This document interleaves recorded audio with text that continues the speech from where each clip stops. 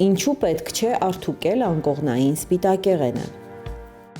Ժամանակին սպիտակեղենն արդուկելը համարվում էր անհրաժեշտ, որն օգնում էր պայքարել մանրեների, բակտերիաների և մակաբույծների դեմ։ Այժմ սպիտակեղենը կարելի է լվանալ 60 և նույնիսկ 90 աստիճան ջերմաստիճանում, ինչը նշանակում է, որ մանրեների մեծ մասը ոչնչացվում է լվացքի ընթացքում։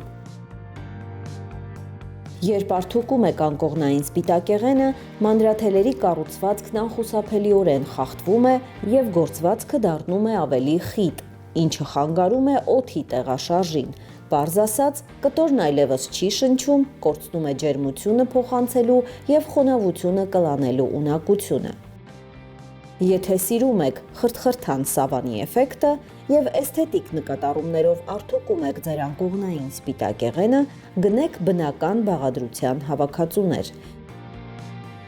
Եթե քնած ժամանակ նկատում եք առատ քրտնարտադրություն, խուսափեք խառը գործվածքներից պատրաստված սպիտակեղենից։